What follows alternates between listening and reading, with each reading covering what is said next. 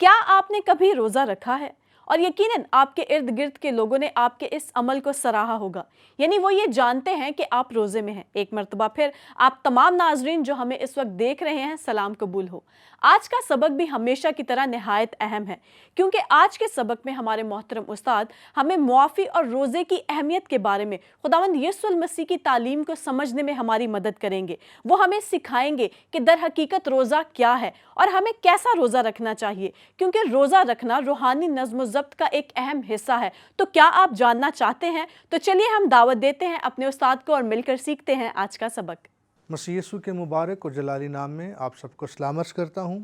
میں ہوں آپ کا خادم آصف نسیم۔ یہ پروگرام جو کہ پہاڑی واز پر مبنی ہے اور ہمارا تعلیمی سلسلہ متی رسول کی معرفت لکھی گئی انجیل اس کے 5ویں اور 6 باب سے جاری ہے۔ اب تک جو کچھ ہم سیکھ چکے ہیں، مسیح خداوند نے اپنی تعلیم کا آغاز کیا اس چیلنج کے ساتھ کہ سب سے پہلے ہمیں اپنے اندر جھانکنے کی ضرورت ہے، اپنے رویوں پر کام کرنے کی ضرورت ہے، اور پھر اس کے بعد مسیح خداوند نے 5ویں باب کی پہلی 8 آیات کے بعد اگلا حصہ جو 5ویں باب کا باقی حصہ ہے، وہ اس بات پر زور دیا اور ہمیں چیلنج دیا کہ ہم ارد گرد نگاہ کریں اور دیکھیں کہ ہمارے تعلقات دوسروں کے ساتھ کیسے ہیں، ہمارے رویے دوسروں کے ساتھ کیسے ہیں، ہم اپنے پڑوسی کے ساتھ کیسا برتاؤ کرتے ہیں، ہم اپنی شریک حیات کے ساتھ کیسے پیش آتے ہیں، ہم اپنے بھائی بہن خاندان میں ایک دوسرے کے ساتھ ہمارا کیا رویہ یا کیا برتاؤ ہے۔ اور پھر اس کے بعد جب ہم 6 باب میں داخل ہوتے ہیں تو 6 باب میں ہم سیکھ رہے تھے کہ یہاں پر مسیح خداوند ہمیں سکھا رہے ہیں کہ اب ہمیں اوپر دیکھنے کی ضرورت ہے، اب ہمیں خداوند کی طرف دیکھنے کی ضرورت ہے، اور ہمیں نظم و ضبط میں آنے کی ضرورت ہے، ہمیں خدا سے وہ فضل پانے کی ضرورت ہے جو خدا مجھے اور آپ کو بخشنا چاہتا ہے۔ تو آج ہم مطالعہ کریں گے 6 باب کی 16ویں آیت سے لے کر 18ویں آیت تک، کیونکہ ہم 6 باب کی پہلی آیت سے لے کر 15ویں آیت تک ہم اس کا مطالعہ کر چکے ہیں۔ آج میں آپ کے لیے تلاوت کروں گا مقدس متی رسول کی معرفت لکھی گئی انجیل اور اس کا 6 باب اور اس کی 16ویں آیت سے لے کر 18ویں آیت تک۔ خدا کے کلام میں لکھا ہے، اور جب تم روزہ رکھو تو ریاکاروں کی طرح اپنی صورت اداس نہ بناؤ، کیونکہ وہ اپنا منہ بگاڑتے ہیں تاکہ لوگ ان کو روزہ دار جانیں۔ میں تم سے سچ کہتا ہوں کہ وہ اپنا اجر پا چکے۔ بلکہ جب تو روزہ رکھے تو اپنے سر میں تیل ڈال اور منہ دھو، تاکہ آدمی نہیں بلکہ تیرا باپ جو پوشیدگی میں ہے تجھے روزہ دار جانے۔ اس صورت میں تیرا باپ جو پوشیدگی میں دیکھتا ہے تجھے بدلہ دے گا۔ خدا کے کلام کے پڑھے اور سنے جانے پر اس کی برکت ہو۔ 6 باب کی ابتدائی آیات میں تعلیم کا آغاز دینے سے، خیرات سے ہوتا ہے، اور پھر خیرات پر دینے پر تعلیم دینے کے بعد مسیح خداوند نے دعا کے تعلق سے تعلیم دی، جس میں ہم نے سیکھا کہ ہمیں کیسے دعا کرنی ہے، دعا کا پیٹرن کیا ہے، دعا کا نمونہ کیا ہے، دعا کیسی ہونی چاہیے، اس کے کیا معنی مفہوم ہے، اور پھر اس کے بعد آگے مسیح خداوند نے روزے کے متعلق تعلیم دی ہے۔ تو گویا 3 باتوں کے متعلق یہاں پر ہمیں تعلیم ملتی ہے: خیرات دینا، نمبر 2 دعا، اور نمبر 3 روزہ۔ اس سے پیشتر کہ ہم روزے کے متعلق سیکھیں، ہماری جو گفتگو چل رہی تھی پچھلے لیسن میں، وہ آخر میں بات ہوئی معافی کے تعلق سے، کیونکہ مسیح خداوند نے دعا کے آخری حصے میں معافی کے تعلق سے تعلیم دی، اور جب انہوں نے یہ سکھایا کہ جس طرح جب تم دعا کرو تو اس طرح سے دعا کرو، اور 12ویں آیت میں یہ سکھایا کہ جس طرح ہم نے اپنے قرض داروں کو معاف کیا ہے تو بھی ہمارے قرض ہمیں معاف کر، اور یہ کہہ کر 14ویں آیت میں مسیح خداوند نے کہا، اس لیے کہ اگر تم آدمیوں کے قصور معاف کرو گے تو تمہارا آسمانی باپ بھی تم کو معاف کرے گا، اور اگر تم آدمیوں کے قصور معاف نہ کرو گے تو تمہارا باپ بھی تمہارے قصور معاف نہ کرے گا۔ جب ہم اس ساری تعلیم پر غور کرتے ہیں، ان آیات پر جب ہم غور کرتے ہیں، تو ایک سوال ہمارے ذہن میں اٹھتا ہے، کیونکہ مسیح خداوند نے دعائے ربانی میں اپنی اس دعا میں یہ سکھایا کہ جس طرح ہم اپنے قرض داروں کو یا قصورواروں کو معاف کرتے ہیں ویسے ہی تو بھی ہمارے قرض ہمیں معاف کر۔ جب ہم باقی ساری تعلیم کا جو خطوط میں ہے اور نئے عہد نامے میں ہے اس کا اس آیت کے ساتھ موازنہ کرتے ہیں تو دعا کے تعلق سے اور معافی کے تعلق سے جو الہیات ہمیں دیگر کتابوں میں ملتی ہے اس سے یہ آیت میل نہیں کھاتی۔ تو اس الہیات پر غور کرتے ہوئے ہم سیکھتے ہیں کہ مسیح خداوند نے جب یہ سکھایا کہ جس طرح ہم اپنے قصورواروں کو معاف کرتے ہیں تو بھی ہمارے قصور معاف کر، مسیح خداوند نے تو صلیب پر بغیر مانگے اور بغیر درخواست کے لوگوں کے قصور معاف کیے، اور خداوند سے، خدا باپ سے انہوں نے یہ دعا مانگی کہ اے باپ تو ان کو معاف کر کیونکہ یہ نہیں جانتے کہ کیا کرتے ہیں۔ باپ سے بھی انہوں نے اپنے قصورواروں کے لیے معافی کی درخواست کی اور خود بھی انہیں بن مانگے معاف کر دیا، اور پھر اس کے بعد خطوط میں بھی ہم اسی بات کی تعلیم پاتے ہیں کہ ہمیں دوسروں کو معاف کرنا ہے۔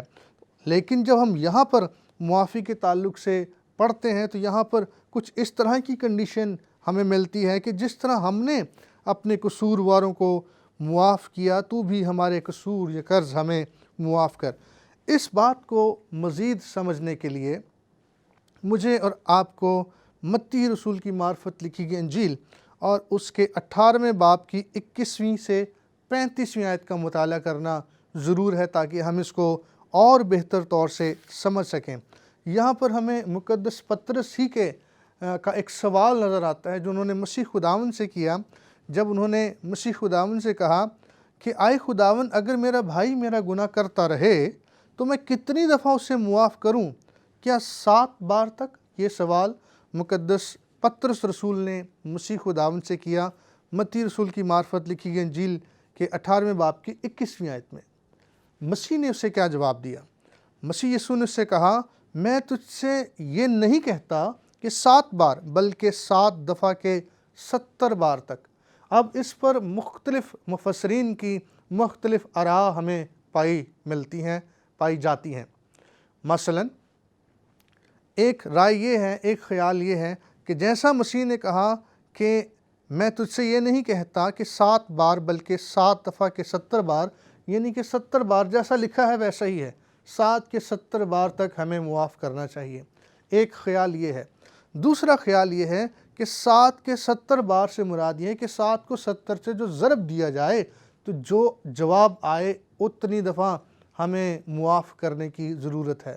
لیکن اس بات کی جو تفسیر ہے وہ ہمیں آگے چل کر ملتی ہے، اور جب خداوند یسوع مسیح نے ایک تمثیل کہی، اور وہ تمثیل یوں کہی کہ آسمان کی بادشاہی اس بادشاہ کی مانند ہے جس نے اپنے نوکروں سے حساب لینا چاہا، اور اس نے اپنے نوکروں کو بلایا، اور جب ان سے حساب مانگا، جب ان سے حساب لینے لگا تو اس کے سامنے ایک قرض دار حاضر کیا گیا جس کے اس پر 10,000 توڑے آتے تھے، اور جب اس سے قرض دار سے قرض مانگا گیا تو وہ اس کی منت کرنے لگا کہ مجھے کچھ مہلت دے دے تاکہ میں اپنا قرض چکا سکوں۔ بادشاہ نے کہا کہ اس کا جو کچھ ہے، اس کے بیوی بچے اور جو کچھ ہے وہ لے لو تاکہ یہ میرا قرض ادا کر سکے، لیکن وہ بادشاہ کی منت کرنے لگا، اس سے فریاد کرنے لگا کہ مجھے تو کچھ مہلت دے دیں۔ لہٰذا بادشاہ نے اس پر رحم کھا کر اس کا قرض بخش دیا اور اسے معاف کر دیا۔ 27ویں آیت میں لکھا ہے، اس نوکر کے مالک نے ترس کھا کر اسے چھوڑ دیا اور اس کا قرض بخش دیا۔ جب اس کا قرض بخشا گیا تو وہ قرض دار بادشاہ کے پاس سے جب باہر گیا تو باہر اسے اپنے ہم خدمتوں میں سے ایک ہم خدمت ملا جس کا اس پر 100 دینار آتے تھے، اور جب وہ اس سے ملا تو اس نے اس کا گلا پکڑا اور اسے جھنجھوڑا اور اس سے کہا کہ میرے 100 دینار مجھے واپس کر دے۔ اور لکھا ہے کہ اس کے ہم خدمت جو اس کے ساتھ تھے وہ یہ سارا ماجرا دیکھ رہے تھے، لیکن وہ قرض دار اس کی منت کرنے لگا کہ مجھے مہلت دے دے اور میں اپنا قرض تجھے چکا دوں گا، تجھے ادا کر دوں گا۔ لیکن لکھا ہے کہ اس نے نہ مانا بلکہ جا کر اسے قید خانے میں ڈال دیا کہ جب تک قرض ادا نہ کر دے قید رہے۔ پس اس کے ہم خدمت یہ حال دیکھ کر بہت غمگین ہوئے، اور وہ آ کر بادشاہ کو، انہوں نے اپنے مالک کو آ کر یہ سارا ماجرا سنایا۔ جب یہ سارا ماجرا انہوں نے سنا دیا تو اس پر اس کے مالک نے اس کو پاس بلا کر اس سے کہا، اے شریر نوکر، میں نے وہ سارا قرض جو تجھے بخش دیا اس لیے تجھے نہ بخش دیا کیونکہ تو نے میری منت کی تھی؟ کیا تجھے لازم نہ تھا کہ جیسے میں نے تجھ پر رحم کیا تو بھی اپنے ہم خدمت پر رحم کرتا؟ اور اس کے مالک نے خفا ہو کر اس کو جلادوں کے حوالے کیا کہ جب تک تمام قرض ادا نہ کر دے قید میں رہے۔ میرا آسمانی باپ بھی، مسیح خداوند نے پھر کہا 25ویں آیت میں، میرا آسمانی باپ بھی تمہارے ساتھ اسی طرح کرے گا اگر تم میں سے ہر ایک اپنے بھائی کو دل سے معاف نہ کر دے۔ مسیح خداوند نے صلیب پر ہمارے سارے قرض ہمیں معاف کر دیے ہیں۔ اس نے ہمارے گناہوں کا فدیہ اور کفارہ دے دیا ہے، اور اس نے ہمارے لیے معافی کا اعلان کیا ہے۔ ہمارے گناہ جو سر کے بالوں سے بھی زیادہ تھے، جو شاید ہم شمار نہیں کر سکتے، یاد نہیں کر سکتے، گن نہیں سکتے ہیں، وہ سارے گناہ مسیح کے کفارے کے باعث دھلتے، معاف ہوتے، ڈھانکے جاتے ہیں۔ لیکن تقاضا یہ ہے، کیا میں اور آپ، ہم اپنے بھائیوں کے، اپنے قصورواروں کے قصور معاف کر رہے ہیں؟ جب ہم دوسروں کے قصور معاف کرتے ہیں تو ہم اپنی معافی کا، یعنی اپنے معاف کیے جانے کا اظہار کرتے ہیں۔ ہم اپنے ایمان کا، اپنے بخشے جانے کا ہم ثبوت دیتے ہیں، ہم گواہی دیتے ہیں۔ تو مسیح کا جو کفارہ ہے اس میں ہمارے گناہوں کی معافی ہو چکی ہے، اور اس میں کثرت کے ساتھ ہمارے گناہ معاف ہوئے ہیں۔ اب خداوند ہم سے یہ تقاضا کرتا ہے کہ میں اور آپ بھی اپنے بھائیوں کے، اپنے ہم خدمتوں کے، اپنے ساتھیوں کے، اپنے پڑوسی کے گناہوں کو، قصوروں کو جو تھوڑے ہیں، ہم انہیں معاف کریں۔ اگر ہم ایسا نہیں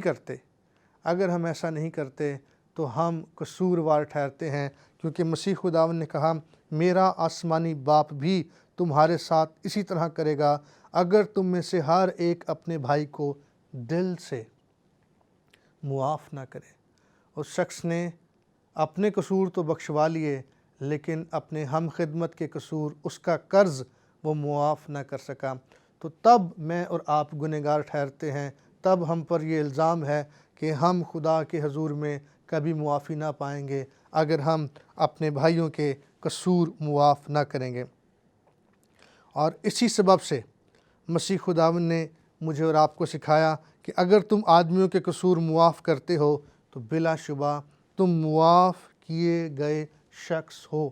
اگر ہم آدمیوں کے قصور معاف کرتے ہیں تو ہم اس بات کا ثبوت دیتے ہیں کہ ہم معاف کیے گئے ہیں، ہم بخشے گئے ہیں۔ لہٰذا آج مجھے اور آپ کو ضرورت ہے کہ ہم اپنے قصوروں کی معافی کے لیے دوسروں کے قصور بھی معاف کریں۔ اپنے قصور جو ہمیں معاف کر دیے گئے ہیں، ہم ان کا اظہار، ان کا ثبوت دوسروں کو معاف کر کے کریں۔ معافی کے بعد جو اگلا مضمون ہمیں سارے ٹیکسٹ کے اندر، متن کے اندر ملتا ہے، وہ روزے سے متعلق ہے، جو ہمارا تیسرا مضمون ہے۔ جب روزے کے متعلق مسیح خداوند نے 16ویں آیت سے تعلیم دی تو یہاں پر بھی وہی انداز اپنایا جو انہوں نے خیرات کی تعلیم اور دعا کی تعلیم دیتے ہوئے اپنایا۔ اور جب تم روزہ رکھو، جب ان لفظوں پر ہم غور کرتے ہیں تو ان الفاظ سے ہمیں روزے کی اہمیت کا اندازہ ہوتا ہے۔ جب تم دعا کرو،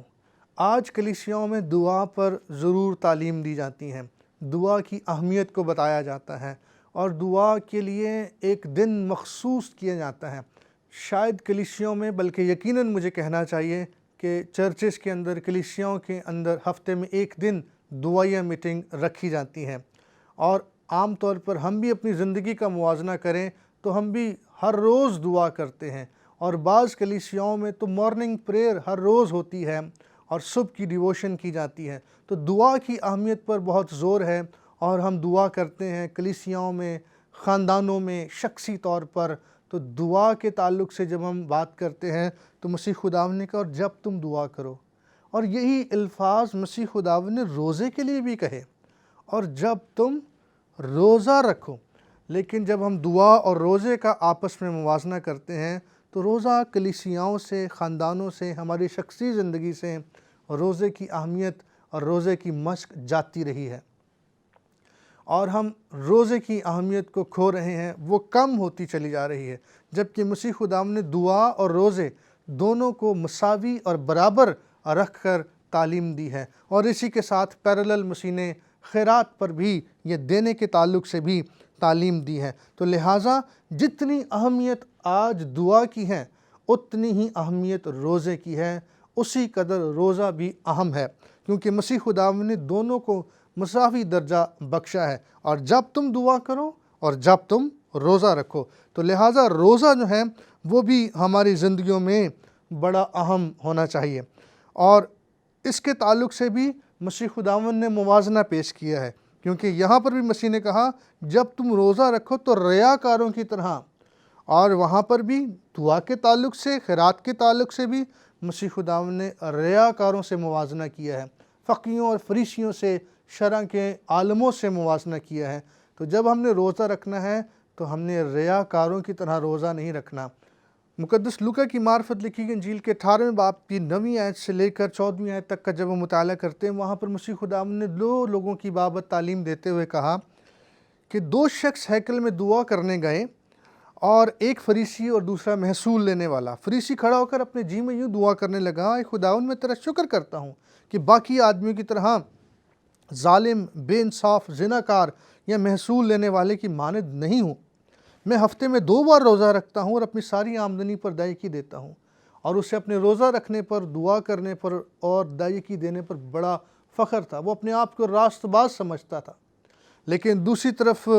جو محصول لینے والا، اس کی بابت کہا گیا کہ اس نے دور کھڑے ہو کر اتنا بھی نہ چاہا کہ آسمان کی طرف آنکھ اٹھائے، بلکہ چھاتی پیٹ پیٹ کر کہا، اے خدا مجھ گنہگار پر رحم کر۔ میں تم سے کہتا ہوں یہ شخص دوسرے کی نسبت راست باز ٹھہر کر اپنے گھر گیا، کیونکہ جو کوئی اپنے آپ کو بڑا بنائے گا وہ چھوٹا کیا جائے گا، اور جو اپنے آپ کو چھوٹا بنائے گا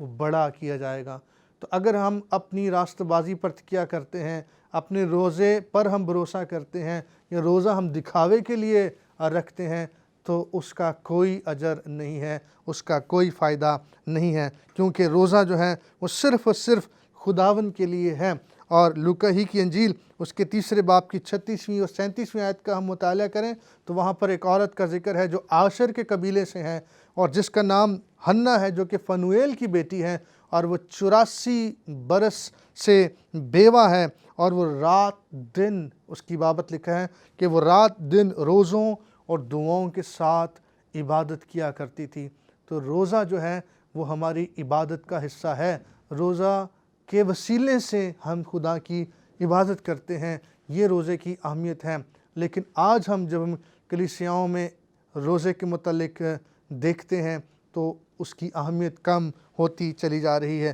لیکن مسیح خداوند نے اس کی اہمیت کو اجاگر کیا۔